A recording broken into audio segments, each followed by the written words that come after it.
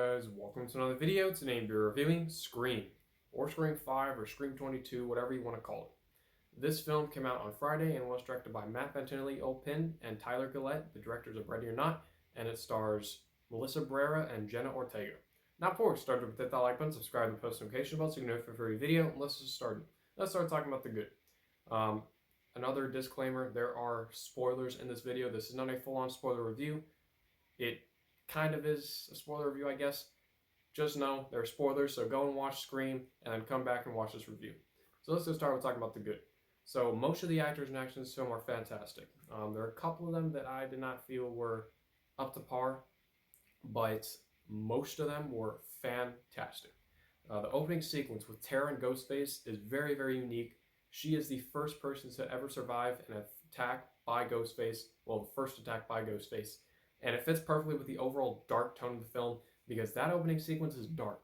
It is dark, it is tense, it is brutal, and it fits the tone perfectly. The first act of the film is also very, very well done. I think they did a good job with the first act with establishing the characters, establishing the problem, establishing who might be the suspects, who's the killer. Fantastic first act.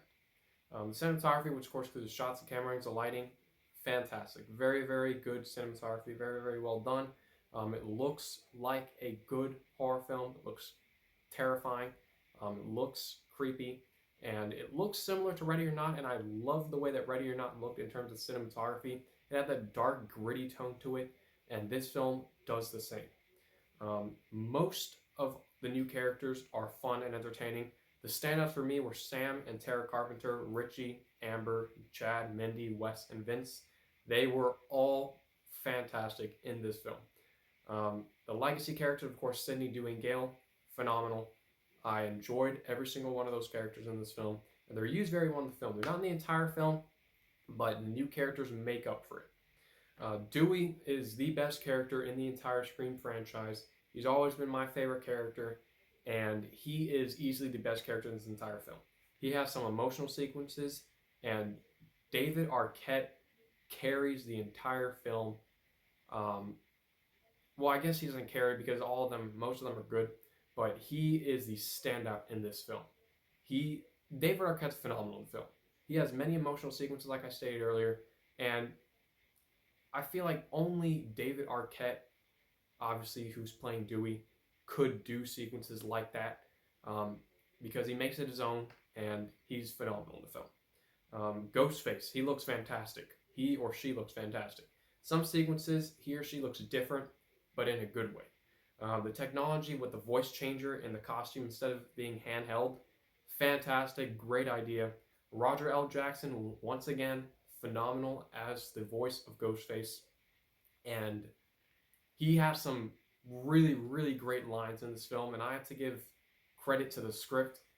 The directors who also wrote the script, I believe, the script has some quippy dialogue, and Roger L. Jackson has some new lines that work very, very well. For example, he says, "It's an honor, Sidney." That line in the film is awesome. It is an awesome line. It's in the third act of the film, and it's just awesome. Fits Ghostface perfectly. Roger L. Jackson, he has always been an iconic character. He is a character. He is Ghostface, whether or not he's behind the mask or not, which he never is. But just him as the voice of Ghostface, like I stated earlier, I just loved it. I loved his voice as Ghostface. He uses a flamethrower in one sequence. Ghostface uses a flamethrower in one of the sequences in this film, and I thought it was awesome. Ghostface does not only use a knife, uses many different weapons in this film, and I think it was good because they changed it up because this is the 5th film in the franchise, and they do speak about that in the film, which I'll get to later, but he uses some weapons in this film that are just awesome. The film also does a great job at subverting expectations. The killers are obvious from the beginning, but by the start of the second act, you start to rethink your decisions about who the killer might be, because that happened to me throughout the entire second act, because I was thinking maybe it could be her, maybe it could be him, and I was completely correct, but the second act of the film made me think that I was wrong. So I thought it was very, very well done.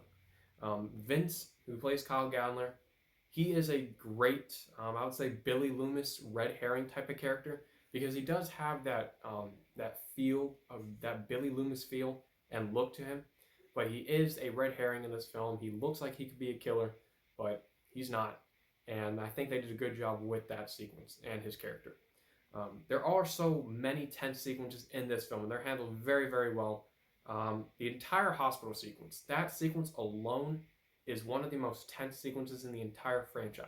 For me, that is more tense than the hospital sequence that we get in Scream 4. Because Scream 4, it was good, that third act was good, but this hospital sequence just blew that whole entire sequence in Scream 4 away because I love the hospital sequence. Um, this also has the most gut-wrenching and brutal sequences in the entire franchise.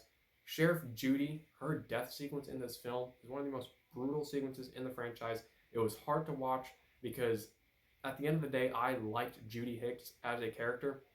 Marley Shelton does a great job playing Judy Hicks, and obviously I didn't really like her in Scream 4 until the end of the third act, and she's awesome in this film. She has a son, Wes Hicks.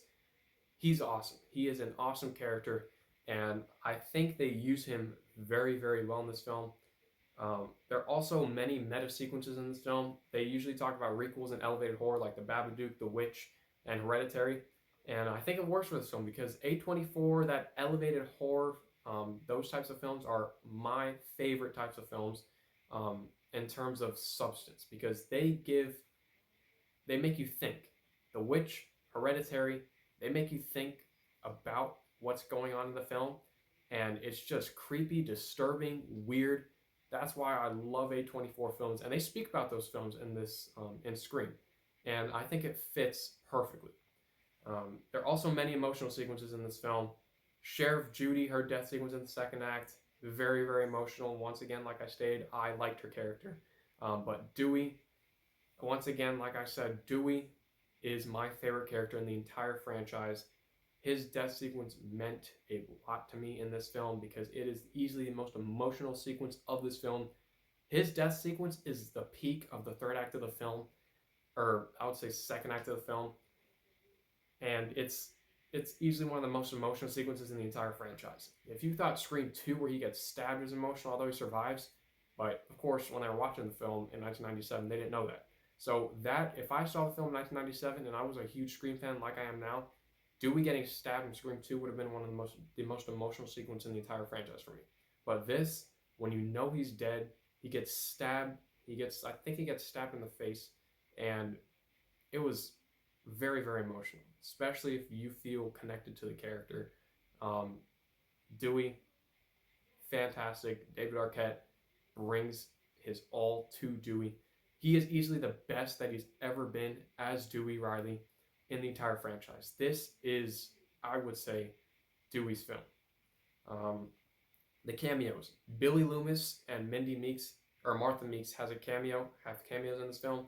Billy Loomis, played by Skeet Ulrich. I don't know. I think he might have been CGI. I don't know if he was CGI. Maybe he wasn't.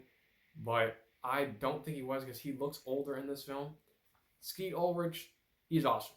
Every single time I saw him in the film, which was only flashbacks, or sort of flashbacks, he's sort of like a presence in the film because his daughter is Sam Carpenter, and she's the main character of the film. And I think it works for her character, especially when it gets to that third act. But Billy Loomis, easily the best killer in the entire franchise. He was creepy, and he is in this film, and I think it works.